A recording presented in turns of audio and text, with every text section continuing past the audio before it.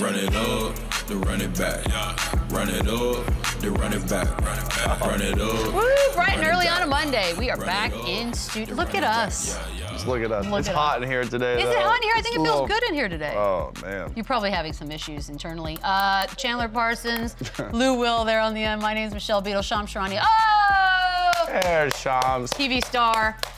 Did you see him on TNT? I did. Got a shout out. He He got only so- wanted a suit, You did Shams. wonderful, Shams. He got so big time he didn't even respond I appreciate to your text message. I'm here for Run It Back. Michelle, those conversations for in person. I'll see you guys I next didn't week. say it. Look, respond to That's Michelle I'll see you guys right next now. week and we're gonna have a new animation by like She's at least salty. Wednesday, Thursday. We're getting it in time for the finals because you got to make sure you get the right people in. I think there's only one left from the original 4 of the. Yeah, we needed it. Yeah, we had to redo all that. Redo it. But we do have our final set, and thankfully we have days and days and days until it starts. So we've got lots to talk about. We'll start the preview now. It's never too early. Luka. Dun, dun, dun, dun. This is my favorite, almost kind of weird question that's going out right now, Lou. If Luka wins the finals and he becomes a champion, does he become the best player in the league? Sure. Sure. But let me put context behind my sure. I think that's going to be a year-to-year position. That's fair. I don't think he wins one and this is a crown that he's going to be able to retain for the duration of his career. It's going to be a lot of young guys. SGA is going to have something to say about that. Tatum, the emergence of Ant-Man. You have all of these different young guys that we're trying to figure out. Wemby is going to enter the chat at some point, right? And let's not forget our OGs. LeBron James is still in the NBA, and as long as he is, I don't care what you say, he's the face of the NBA, no matter what level of success that he has. Steph Curry is going to have something to say when it comes to these things. Kevin Durant still has a lot of basketball left in his tank. You've named 7 people and you haven't named the best player in the NBA yet. My point, but I'm gonna leave you something to talk about. So this is probably the longest I've talked in the history of this show. So I just feel like can Luka do it, and can he be the face of the NBA? Sure, but with that being said, like Chandler just mentioned, there's gonna be a lot of different guys that's gonna have something to say about that. So I like that. To me, this is a year-to-year crown. Yeah, the NBA is loaded right now with so much talent. With the guys he mentioned, but to me, it's Jokic is still the top dog. When you go Damn it. three out of, that's what I was talking I about. completely forgot. Sir. Like, damn, he said LeBron and not the 3 out of 4 MVP. I thought you were like building up to the Jokic part. Yeah. I fell short. Lou, you could have just lied. We would have believed you. It's okay. So that, I think, listen, Luka, if he wins the championship this year, I think, again, like Lou said, it is a year-by-year basis, but when like I'm it. ranking the best players in the NBA starting next season, it's Jokic number 1, no matter what happens in this final, no matter who wins, Boston or Dallas. Luka has been on the rise. He has been on a tear. And like Lou said, with SGA and Ant-Man and the guys that are still here to play, like Steph, like KD, like LeBron, they're still there. But the NBA is in such good hands right now with all this talent, and Luka does have this time right now to kind of stamp his name in greatness and solidify himself going into next season as a top 3, top 5 player, no doubt. I know. I like the idea that it changes all the time. That's a good problem to have. But if we rank next year, if we start right now, we rank the players for next year, you have to put Jokic number 1. That's okay. I'm good with that. You know what I mean? Like, you that- just won MVP again. So for this MVP. debate, there's going to be some people that's going to have Tatum 1. There's going to be some people that's going to have Luka 1. I think 99% of people have Jokic 1 starting next Not year. if How would you Luka have wins this Tatum title. as 1? What if the Celtics win? Not if Tatum Tatum as wins 1 on this the title. Celtics. Yeah, like if the Celtics He win wins this year, this does title, Tatum he's get ranked finals ahead of MVP. Yeah, but what Luka? if he's not the best? Yeah, I was gonna say, what if he's not the best player on the Celtics, which is very much a possibility. Yeah, It's perfectly fine. yeah. It's. I just think no matter what happens, I think Jokic has kind of separated himself. Joel Embiid now healthy. Where do you put him? There's so many guys now where you can throw in that mix, which is a great problem to have. No, it's a wonderful problem to have. It's not fun when it's like 1 or 2 people only. And then we got the Kyrie of it all. If he wins a second title, Chandler, all the stuff that we think of when we think of Kyrie Irving, does it go out the window finally? I think so. I think right now you're seeing him just happy as he's ever been. He's hooping, and it's never been about talent with Kyrie Irving. He's always been able to put the ball in the basket. He's always been able to, so fun to watch with his handles, with his finishing package. Everything that he does is great. And now, yeah, the rise and the fit that he's been in Dallas, how he's been so mature enough to even play 1B on most nights, when he doesn't have to. He could go to a lot of other teams and be the guy, but he's put that aside. He's grown up. He's established himself as a team player. And he can still take over games. He can still be their best player on the floor on any given night. And that's translated to wins. And now he's in the Western Conference Finals. And yeah, most people, unless you're literally a hater, you're not talking about him back in the day. You know, the issues he had, the COVID stuff, the flat earth, like all that stuff is out the window because now he's just happy and he's But you notice the deeper that they went into this playoff run, all of those conversations are starting to creep back in. Like it's some type of... It's a storyline. It's a storyline. Right. You know what I mean? And the closer that he gets to his new championship, I guarantee you there's going to be a deep think piece that comes out. 100%. Especially now, too, going back to Boston. That's going to do a timeline on all of Boston these things. people are not going to Going like back him. to Boston now, they're not going to talk about how good he's been in the playoffs. They're not talking about how they hate him. They hate him. All they knew is remember him stepping on Lucky at half court. They remember how he wasn't very good in Boston. They're going to remember that. So there's always going to be that negativity surrounding someone like him just because of his past. But at the end of the day, he's doing everything he can do right now on the floor to forget about all that, and the championship would definitely solidify that even more. We can even throw Kyrie's name in that conversation. As one of the best players. Wow. One of the best players. For sure. What The about way he's played this postseason. What about Kristaps Porzingis? Because he also, with Kyrie, will be playing his former team. See that? I segued into the next A little saggy. I was about to say, I don't know if he goes in this top, but I see what you no, did he can't there. be in that at all. No, but they are playing their former teams. I would think that the motivation factor, Lou, not that you need it to be any higher. You're in the NBA Finals, for goodness sake, but you're also facing your former team. Yeah, I think they both have those type of feelings towards their former teams, but it's a big difference between a Kyrie Irving and a Kristaps Porzingis, and that's no disrespect. That's just a homage to the amount of work that Kyrie has been able to put in over the course of his career, and so I think Kyrie is going to be super motivated. I don't think it's going to be one of those things where Porzingis comes back to Dallas and he gets booed or something like that. Like Kyrie Irving, this is the #1 storyline of this entire NBA Finals, is him going back to Boston and saging the place and stomping on Lucky and asking the fans if you will have me, can I end my career here, and all of those things. Like Porzingis doesn't have that. He doesn't have that type of attention on his career, the things that he's done and the impact that he put on Dallas. So I think the scenarios are completely different, but it's the same at the same time. It will be way more, violent towards Kyrie Hateful. Irving in Boston, Yeah. no doubt. But don't get it twisted. They do not like Porzingis in Dallas. Luka. So you can speak to that. I'm Luka not did familiar. not like playing with him. There is an actual beef there where it's going to be every time he touches the ball, he's getting booed. Really? And There's a real beef there. Why? Why? Is that a scoop? No, I think that's known. I think it's known. It didn't work out. And Dallas, for whatever reason, those fans, they're proudful. They're like, if you're hurt, if you're not playing, if you're not doing what you were doing in years before you got to the Mavs, they don't like it. And I feel like we don't know this because it wasn't loud like the Kyrie well, stuff. it wasn't was Kyrie loud. stuff because again, like Lou just said, Porzingis is not Kyrie Irving, but Right. there is a situation here. And I remember even when I would leave teams in the regular season, when you go back and play that team, you want to prove something. You want to show them what they're missing. The game has more juice to it.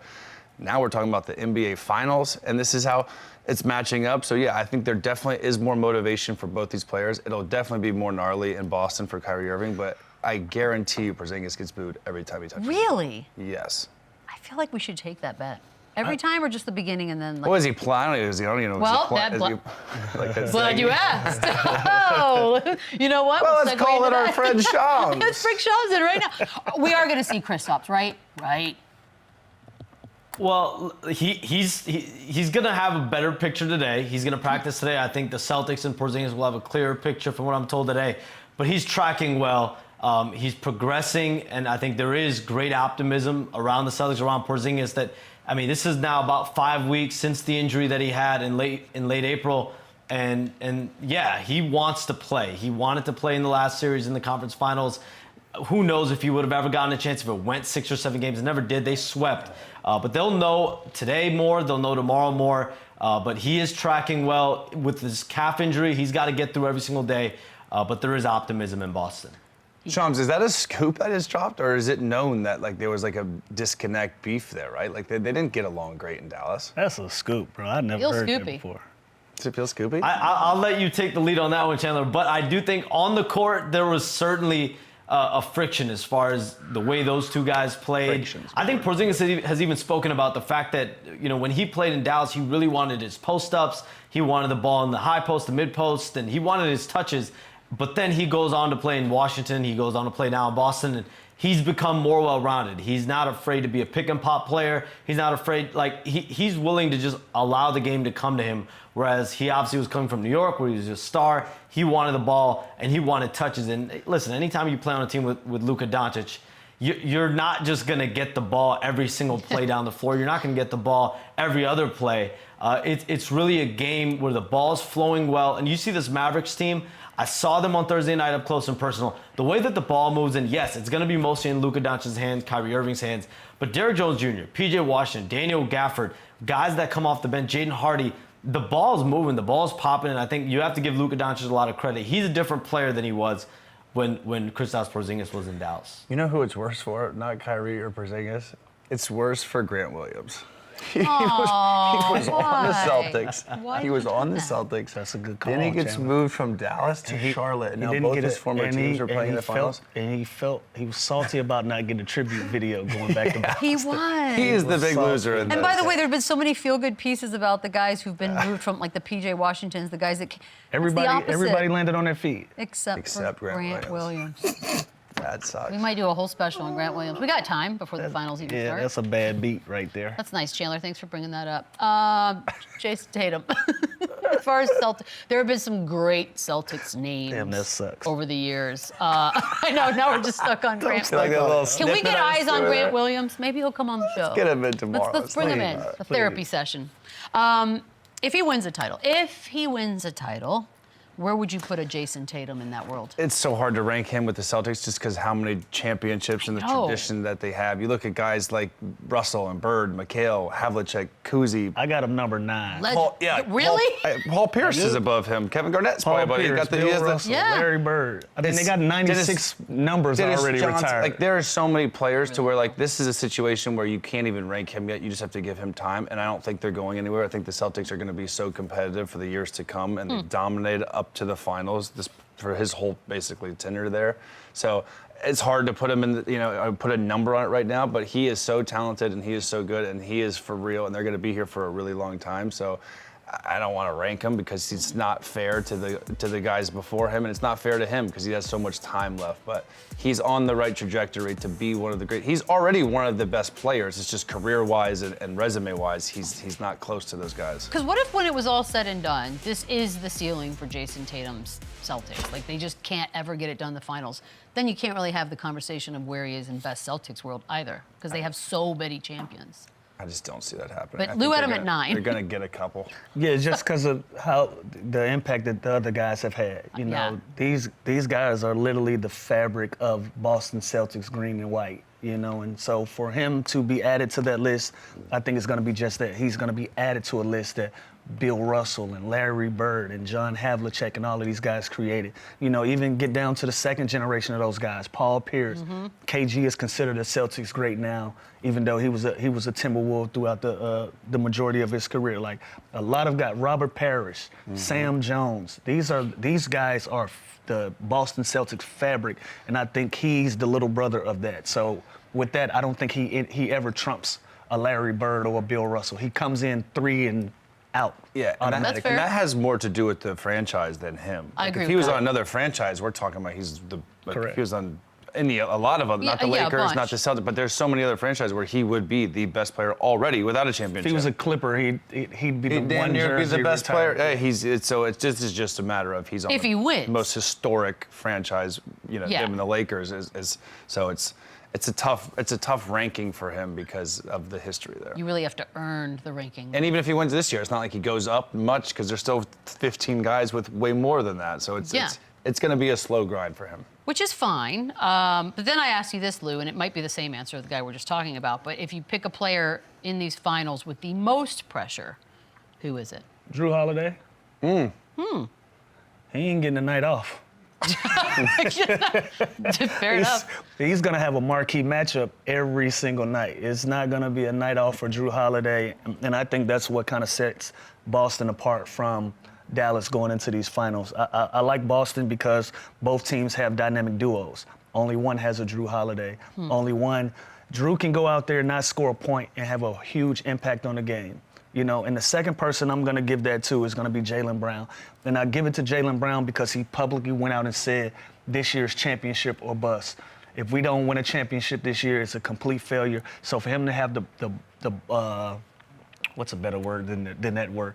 For him to have the gall. I like goal. The audacity. Yeah, there we go. For him to have the audacity to go out and say that and have the heart to do it, that puts pressure on you. And he's responded well to it. He's living up to it. And so those would be the two guys that I feel like a lot of pressure would be on them. See, I think as good as those two guys are, it has to be Tatum. I think if the Celtics don't win this year, they're going to say, damn, Tatum didn't carry them to a championship. He has said he's the their best guy. player. He's their best player. Yeah. He's their all-NBA player, not Drew Holiday, not Jaylen Brown. So I think when you look at the pressure, it falls on Jason Tatum because he has been there before. He is the guy. He is the face of that franchise. No matter how good Jaylen Brown has been, no matter how versatile Drew Holiday is, Jason Tatum is the guy to get them there. So when they lose, if they lose to the Dallas Mavericks, which I don't see happening, but I think it's going to be competitive, but if they lose to the Mavs, people are going to blame Jason Tatum. Of course.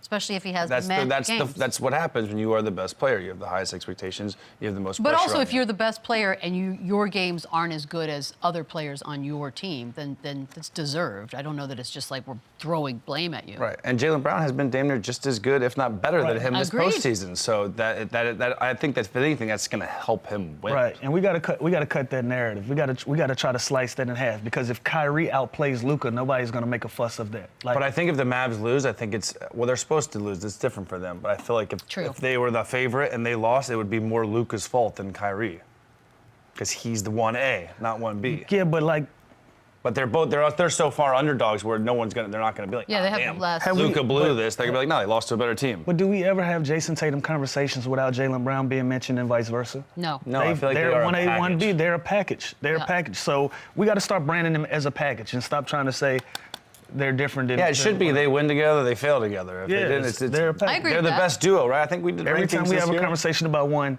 the other has to be mentioned. We rank them this year, I believe, higher than like Murray and Jokic, higher than Devin and KD, because of how talented they are, because of how many wins they have. They just haven't got over the hump and won the championship yet. But I mean, as soon as they do, then what? Are they one of the best duos ever? Are they like they got to do it again to get more respect? Like, what more do they have to do? They've dominated the Eastern Conference for the last 6 years. So I do think they have all the pressure. When you're the favorite like this and you are the most dominant team all year long, you have all the pressure. No one thinks the Mavs are going to win. and most deserving. Besides Michelle on her pre.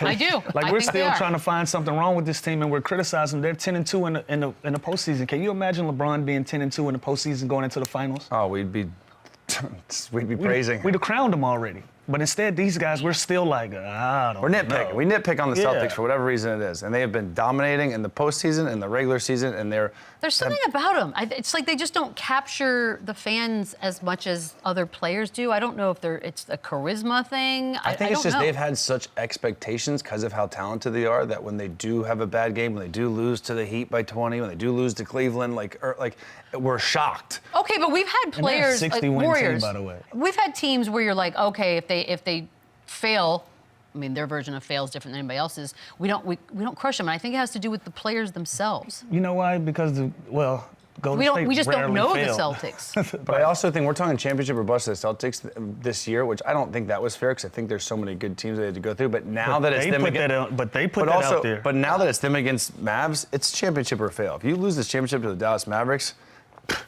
then we have issues because now it's like this. You're expected to be the same. You're a better team than 100%. So I mean, so now if you can't get this done, then I think there's bigger issues. But before to put championship or bust, that was a little dicey for me. But now if they blow this finals, then that's an issue. But that's what I'm saying.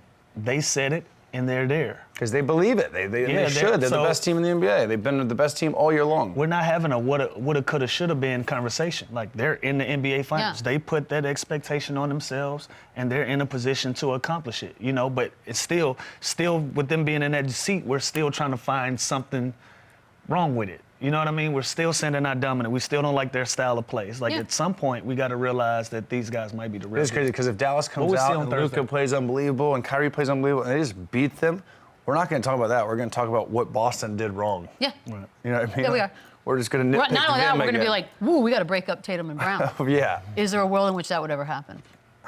Grass ain't greener. No, I don't think they should, because I think, again, they haven't got a championship. It hasn't translated to a championship yet, but no, they are so good. They are so talented. They are right there. They know that. We know that. They are right there. Now, again, this would be a huge blip if they smoke this finals against Dallas, but Man. even if Big they time. do, what, you're going to trade Jaylen Brown and get some assets and a pick back to pair with Tatum because you think that's going to be better? Like, no, I don't think that's the right move either. I think you run it back. Crazy I think things happen. And we're still very early in this process. These guys are still They're very young. Still very young Yeah, in their we careers. forget that. It feels like they've been around for so long because of the conference appearances or whatever. But we're talking about year 7. You know what I'm saying? Year 7. What is it for Brown? 6? Yeah, and by the way, with whatever situation they have with their free agents and the draft, whatever, going into next season, I don't care what happens in free agency, who gets who, they're probably my favorite to win it next year without even knowing who they lose and who they get. They're that good because their core is that good, you know what I mean? So it does have to transition to a championship here soon, but I'm not breaking this team up. Soon. Yeah, I'm not breaking it. Soon-ish is what we're saying. I think really soon. Probably this season. Like 2 weeks soon. Like a couple weeks from now. It's that time. Time for some scoops with Shams. We got some Kings Mike Brown news over the weekend. Shams, what's the latest?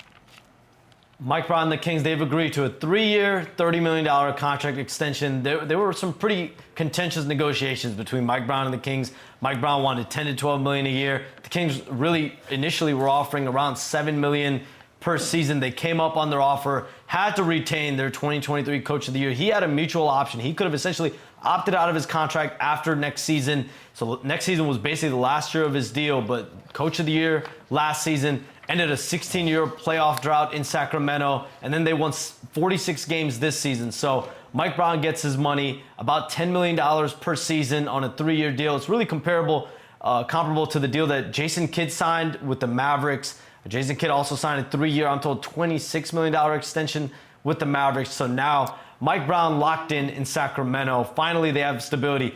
He's the second Kings coach over the last, 3 decades since Rick Adelman to sign a contract extension. That's a nice bump, 7 to 10. Yeah. Some good negotiations. And you know what? The going Kings on. are on the rise. We didn't talk about them a lot because the teams are so good in the Western Conference, but this is a team that has a good core going forward. Guys like playing for Mike Brown. He's a funny guy. You see the videos of him in practice running with the. He's rejuvenated this franchise. He's rejuvenated this city. Like Sean just said, 16 years playoff drought over. They have something to look forward to. So I love this deal for him. I'm happy for him. That's a good one. We also want to take a look around the league, Shams, because of course the Timberwolves that season ended. Might as well have ended in 4. In 5 games to the Mavs. Any moves that we can look in the offseason to the Minnesota Timberwolves making?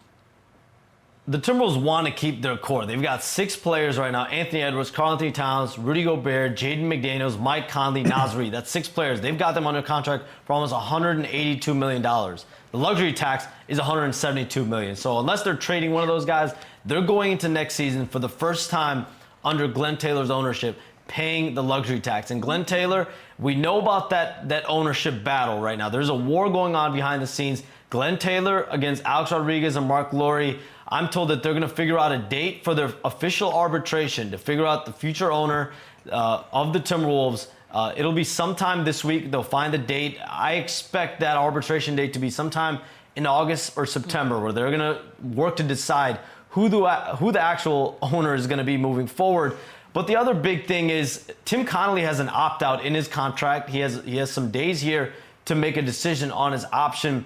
The expectation around the league, I'm told, is that Tim Connolly will end up in a restructured deal, a renegotiated deal. Glenn Taylor, whether it's Glenn Taylor or Alex Rodriguez, Mark Lowry, they understand his market value has gone up. He helped architect the team that won it in Denver. Then this team in Minnesota becomes a championship contender. And his deal is at $8 million per season. You look around the league at all the top tier general managers, executives that are leading franchises. That's now between $10 to $15 million per season for those lead executives. Just like the coaching contracts, GM contracts all going up as well. So I would expect Tim Connolly, I think everyone around the league expects Tim Connolly to get a new deal in Minnesota. And then you look around for this Timberwolves roster. You have to give a lot of credit to Alex Rodriguez, Mark Lowry. Some stats for you guys. They sold out all 41 regular season games this season, first time ever in Target Center history since 1990. Their season tickets, they would go from 3,000 season tickets to 11,000 season ticket sales. And then their local TV ratings up 150% over the last 2 years. So this Timberwolves team, Anthony Edwards, they're clearly on the rise. I don't think they have roster decisions left, but there's a lot behind the scenes that they got to figure out. Yeah, I've never seen such a solid team in such a good situation have so many issues that aren't team related, like aren't player personnel related. drama. They have to figure out the ownership, then they have to figure out the GM, but the team is in great shape. You Right. have an absolute star in Anthony Edwards. The two bigs with Terance and Gobert have proven this year that it works. You have pieces like Kyle Anderson, Jay McDaniels, Mike Conley, he's getting a year older. I'd like to see them kind of get a younger point guard, but give them one more scorer, one more shooter, kind of a Malik Monk type. They're right there. And the way they play, the way they defend, and the way they're versatile on offense, they are going to be right there for years to come, too, because they're young, they're on the rise. They have a versatile team that can win games even when they don't shoot the ball well. But give them a bucket or two off the bench. I was about to love say, them. we can simplify this thing. They have their starting five and their 6-man locked up. Yeah. So now you fill that roster in with guys that want to do the dirty work. Guys that you can get you a couple of 3-and-D guys. Somebody that's gonna, deals. somebody that's gonna take some pride in playing defense. Somebody that's gonna be able to space that floor for you. But listen, they're in a great shape, just as good as any other team. To know that your starting five is coming back, your 6-man of the year is coming back. You only got about 4 or 5 spots. You got to go find their. And you have no money, so you got to be smart. But when, Gotta figure it out. But when you have a team like this where their infrastructure of the team is so set and they're the #1 defense, whoever they get has to fit in. Like, you're not going to be the guy that comes in here and ruffles. You're like, you are going to play your role. You are going to know your role. You are going to blend in with this core that they already have because they just had huge success. They have a great coach in Chris Finch. His patella is going to be healed next year. He won't be behind the bench. So I think they are in fantastic shape. They just got to figure out the Tim Connolly A-Rod situation because that's crazy. The sale behind. I love it. But also, it doesn't affect. Like, if you're on the team, do you give a So fuck can about y'all that? educate me because he was willing to sell the team, and Right. then what? They got really good, and he said, you know what? I think, and correct me if I'm wrong, Shams, but the value that he agreed to sell originally was lower than what the value of the team. Basically, he wanted to sell his house, and he accepted a low bid, and now he's like, wait a minute, realized it's it was worth a lot more than that. Yeah, he came in low. Right? Kind of. Yeah, 2021, he decided and chose them, Alex Rodriguez and Mark Lowry, to sell to them for $1.5 billion. Well, in the 1 to 2 years since, that valuation has gone up all the way to $3 billion. So this is a $1.5 billion battle that's going on between Alex Rodriguez and Mark Lowry and Glenn Taylor. And Glenn Taylor felt in his mind that deadlines were missed. There weren't, different action points that needed to be hit by Mark Lowry and Alex Rodriguez. They were not done. But Alex Rodriguez and Mark Lowry on the other side, and they're saying there was a deadline that we had to make, one final deadline. We made all the other deadlines to get 40% of the team. There was one more deadline for us to get the next 40%, to get 80% ownership of the team several months ago here. And we met that deadline, but Glenn Taylor's saying they didn't meet the deadline. He felt like all the money needed to be in by the end of March. They said all we needed was the paperwork to be in by late March. So that's where the issue's at. That's where the strife is at. That's where the struggle now that we're seeing. It's really an ownership war over $1.5 billion. Glenn Taylor does not want to let go of the team and doesn't want to miss out on that extra $1.5 billion, essentially. And that's a lot. Listen, the team getting good, I think Glenn Taylor does take pride in that. He loves being a part of this situation that in a lot of ways, people around the league believe Alex Rodriguez and Mark Lowry are the reason or part of the reason why this team has finally turned it around. Like, if you're Glenn Taylor and you smoked $1.5 billion and your team is good and your city and your games are now sold out every single time, it's like, damn. Probably fight Charms, that. what about Dallas? Like, is this just the worst time ever for Mark to sell? Because they sell, then all of a sudden, boom, they go to the NBA Finals. Like, is something similar? Like, is that going to spike their valuation up crazy high? Everyone should sell. I mean, I saw Mark at Game 5. I don't think he's upset about his Yeah, I think he's doing just fine. It's fine. I think he's happy about the fact that he got $2 to $3 billion pocketed, and he still has 20% of the team. That they'll have the option. The Adelson family, Patrick Dumont, they're gonna have the ability to buy that out as well at some point over the coming years. So we'll see what happens there. But at the end of the day, Mark ending up with $3.5 billion and still having clearly the vision of having a casino, having a new arena, like that was something Mark's been talking about for years now, and partnering with them for it, you would assume he has some hand in that as well. Sure is interesting that the two teams in the finals are crazy. two teams that just sold or You have to trying sell to your sell. team next Yeah, year. you gotta offer them up to get good. Yeah, I guess that's the sacrifice you have to make. And by the way, he still has his courtside seat. He's still living. He is still living. Shams, appreciate you. Thank you so much. We'll see you bright and early in the morning. We will take a quick break here. When we come back, We'll be joined by Terance Mann. Oh, look at the jersey. Okay, I see what you did there, T-Man. I see that Williams in the back. That Beverly Lake jersey. Oh, this Run it back, run it up, run it back.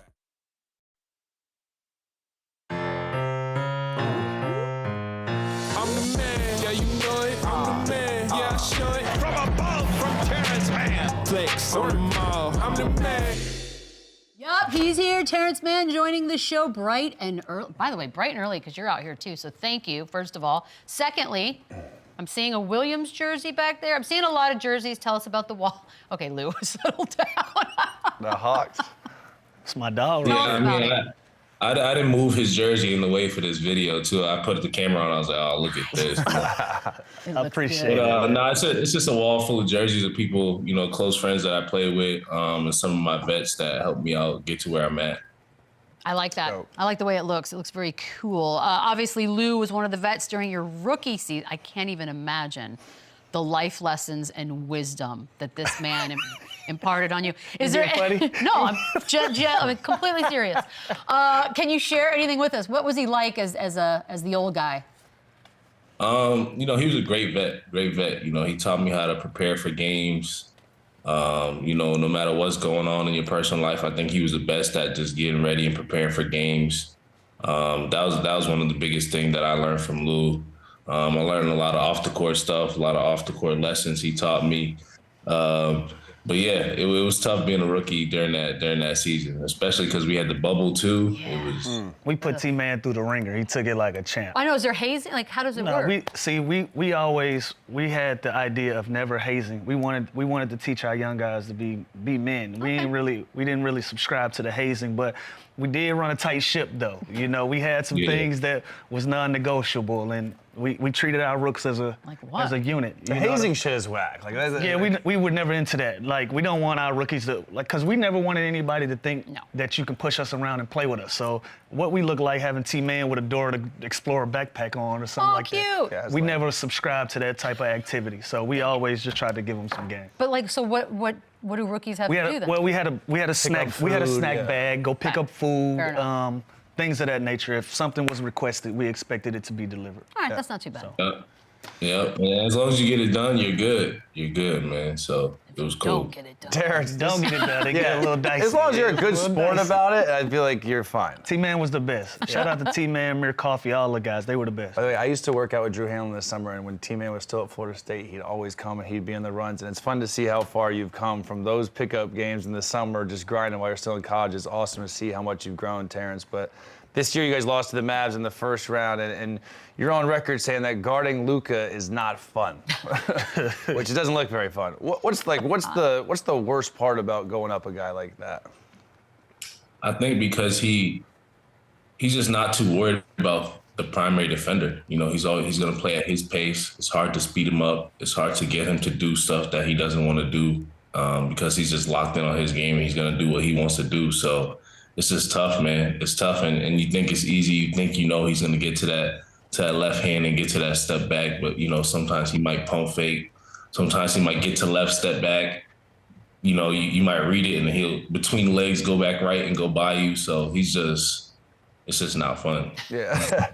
And we asked Marcus Morris this last week because he's had some battles with him, same as you. You guys almost looks like you have a beef on the court. Is that just competitive spirit and juice flowing that? Because Marcus's brother says he's actually a cool dude off the court. He gets along great with him, but he talks a lot of shit on the court. So is that just part of the game? That's just who he is, and it sparks a little rivalry there, or what? Yeah, with me and him, it happened early on. It happened my rookie year in a preseason game, and I think we were in Vancouver or something like that. We were in Canada, and that's just when it started. And ever since then, we just been talking hella shit every time we play each other. Hey, T, you and PJ Washington had a moment as well when he looked at the bench, crossed his arms like he wasn't scared of nothing. It was whatever. He turned his back on y'all. Walk me through that. What happened? So the whole game, he was kind of looking over at the bench. I want to say he's probably looking over at Dante Jones because you know Dante Jones back there talking hella smack behind the bench. But you know, any good play they had, anytime somebody else did something, he would look over at the bench and nobody was saying nothing. Like everybody was just, taking it. And we was losing, and he was looking over at the bench, talking smack, ripping the ball out of people's hands. So I'm like, come on, somebody got to say something. This is crazy. We're not about to just let somebody come in here and do this. So I just, You taking that stance he took, y'all taking that in the next season. That's gonna be on the board. Yeah, we'll see. We'll see what happens. Never forget anything. Anything. Can't. Obviously, all eyes on the Clippers. Congrats, you get to keep your coach. You got a brand new building. Now we wait and see what happens with Paul George and James Harden. For that matter, he can opt out and go out there and test the waters. If you had to guess, Paul George is going to be a Clipper next season? I hope so. But you never know with this free agency stuff. But I really hope so. I think we had a great chance this year if we were healthy. So I hope we get him back. It's got to be weird. I mean, you got James Harden in that too as well. Like you guys go about your off season wherever everybody ends up during that time. And do you talk about it, or is it just that's the business side? Let me know when you figure it out. I think for the most part, that's the business side, and you kind of try to leave it that way. I don't try to hit guys and try to see, what's going on. I kind of, let them handle that part. But if I run into them, I'll try to, have a conversation about it. Terrence, in your rookie season, you played for Doc Rivers, obviously now the coach of the Milwaukee Bucks. What's the biggest coaching difference between Doc and Ty Lue? Ooh.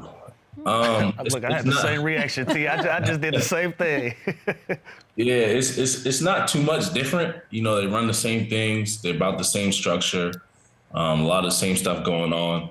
I think just as a younger guy, for me, it was tougher to figure out how to get on, Doc's good side, or figure out how to, have a conversation with him to where, you don't feel stupid on the other end of it. You come out, he might give you some like, yo, you didn't do this, and that. And like, dang, I was just trying to have a conversation, Doc. I don't know, now my head's everywhere after this conversation. I'm a rookie. I don't know what's going on. Ty Lue's more of a younger dude. He kind of understands the younger generation of guys and stuff like that. So it's kind of easier to, have a conversation with him too. But they both run the same stuff and are about the same business at the end of the day. So it's not too much different though. Yeah, I was going to second that. When you play for T. Lue, it feels like you're playing with you're playing for your teammate, your homeboy, your brother. With Doc, it's more of a mentor, like an uncle or a dad type of thing. Like Doc will call you on your day off, and he'd be like, "What's up? Everything cool? Like you good? Life's good? Family good? Like you straight? Your mental good?" And with T. Lue, he'll call you like, "Hey man, you straight?" The tone of those conversations are different. And speaking of T. Lue, I remember this year when it came out publicly that that Russ decided that he said he volunteered himself to come off the bench, and you benefited from that and became a starter. That changed. To me, in my opinion, it changed the trajectory of where your season went and how well you were able to play. Walk me through that. What went through the process? Did he actually say, you know what, I'll be the guy that come off the bench, or what was that eternal conversation like?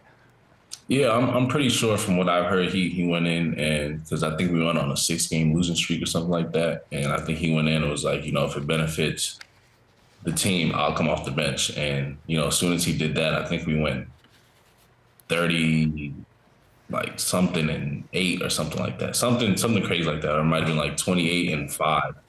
As soon as we made that adjustment, and for me, they just asked somebody to play a specific role. They're like, we need somebody, if you're gonna play this, if you're gonna start, we need you to just catch and shoot and play defense and play hard. Crash the offensive glass, and just be a cutter. And I was like, I could do that naturally. So, I'm ready for this spot. And it was tough on me early because I was coming off an ankle injury. So I couldn't do as much as I wanted to early on, but, we were winning at the time. So at least we were winning. God, that losing streak seems like 700 years ago. We're like, this is not going to work. We were on y'all ass, too. I ain't gonna lie. We were like, this ain't You know what, though? gonna We work. kept saying, though, when they figured out, though, they're going to be really good. Lou said that. Yeah. You didn't say that. I'm going to keep it 100% Chandler with did you. not At say first, that. I was You know like, what? I don't know if this is going to shake. Looking back, you were all over the Clippers this year, and I was all over the Suns this year. For sure. Wow, that's been None a of weird us had the season. Mavs, I'll tell you that. Nobody had the Mavs. Out of everybody, I still got personal relationships with the Clippers, so I always You've been I strong feel about invested. it. A lot of those guys I played with, and I had championship aspirations with them. So I was living vicariously through them. I wanted them to see it happen. No, you've had their back. I want to settle this one. So I just feel like I'm going to go to my grave never having a real answer to this. The Kawhi Leonard funny thing. We've heard it. PG's talked about it. You've talked about it. Everyone says he's funny. He can't be that funny. For the life of me, though. Hilarious. Give us an example, please. It's just stuff you just wouldn't expect him to say. I think that's the funniest part about Kawhi, because, you know, he'll be quiet the whole day, and then the conversation sparks in the locker room, and then he'll give his input out of nowhere, and that's, I think, the funniest part about it. I just feel like you wouldn't expect him to have that thought or say what he has to say in that moment. I think that's just the funniest thing about it. is it like nerdy? It's gotta be like or dry just humor. Yeah, Like is it he's not gonna sarcastic? stand up, grab a mic, and make you laugh. Like, It's not- like It situational. depends. We can have a full-blown conversation for 10 minutes, and Kay might just look up and be like, hell no, and just go back to his business. And he'll just go back to He's what like a character in a show. All right. God, I'm never gonna see it, Chandler. Terrence, I can't believe my eyes on this next question. Is this true that you carry a Rajon Rondo basketball card everywhere you go? What? Yeah, I should have brought it down here with me. Yeah. That was my next question. Is it in your wallet? What's the backstory here? I've never Yeah, heard it's- that before. Yeah, it's in my wallet. So I think like I was in 8th grade, 7th grade or something like that. My girlfriend at the time gave me a Rondo card because, you know, I grew up in Massachusetts too, New York and Massachusetts. So everybody loves the Celtics. So at the time she gave me a Rondo card, and the next day I ended up making the A team for some basketball tryout for my city team. And I was like, dang, you got to be the Rondo card, because the year before I made the B team. So, it got to be this card. So ever since I had the card, I just been doing this in basketball, like 18, Makes sense. varsity, you know, high major Division I. I'm like, yo, it's this card. So I just left the card in the wallet, and shit, I'm here now. You know what I Gotta be mean? the card. Don't lucky Keep that rabbit. card. I guess we'll Yeah, never keep know. that card. Keep that thing. By the I way, guess we'll never know. You don't have card? I have a Sean Elliott card in my wallet. You guys don't have cards in your I wallet? wasn't like a I wasn't card guy. Nah. I never had cards. They don't know, I was Terrence. WWF action figures. Okay, that's not. You That can't was carry that around. Huge loser. You are such a dork. Terrence, we mentioned earlier about how you're getting into arena, you're leaving crypto.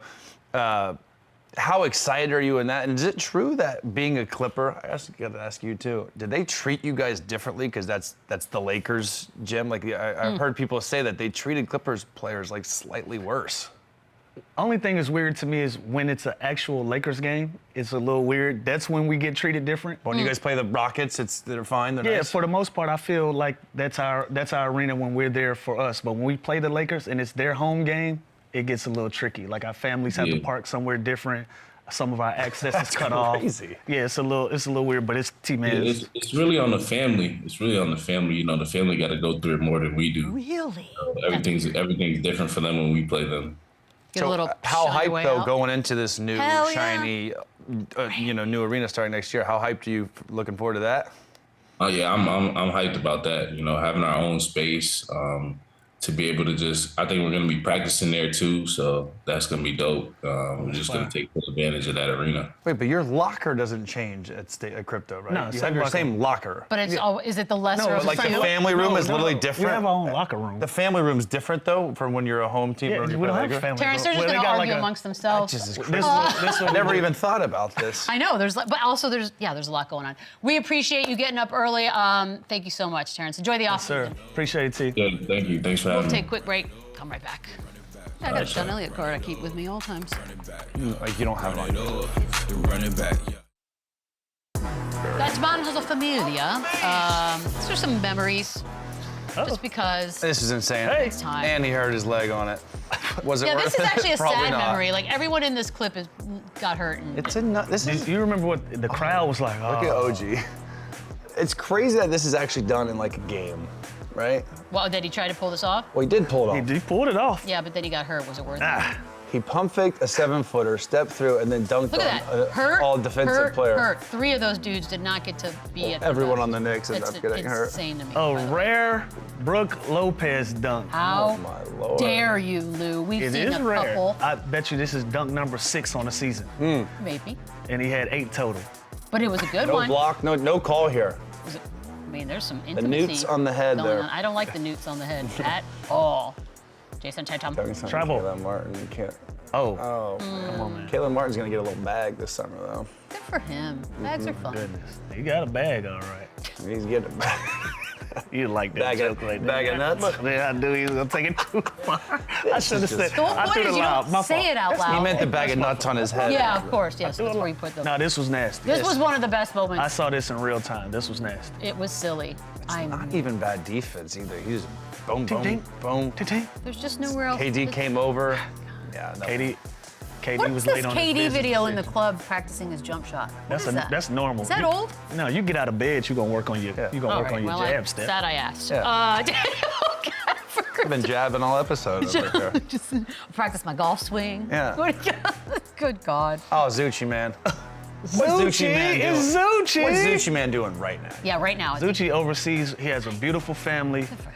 He got a bunch of money. Got the hell out of here. He got on chancletas right now. Ooh. Oh, what? Oh, looky. Sandals. Oh, chanclas? That looks like the same. That's not the same play. So easy for us to get the No, shit. this is- Anthony Edwards. This is like the ADHD This segment is of just, the he show. did it against the Suns. Now let's do it against the Mavs. Okay, which one are we picking? Because they're both kind of mean. I like this one because that's a center. And this is Okay. the playoffs. Okay. Yeah, give me that one. And it's That's the playoffs? That's a big. Wait, you both agreed on that? I mean, one was on Kevin Look Durant, at though. us. Lough how far we've Yeah, come. but Starting to agree. we haven't got to the C block yet. We're gonna No, disagree. that was the That's C gonna block. be a whole nother show. That's We'll gonna be be a whole right nother show.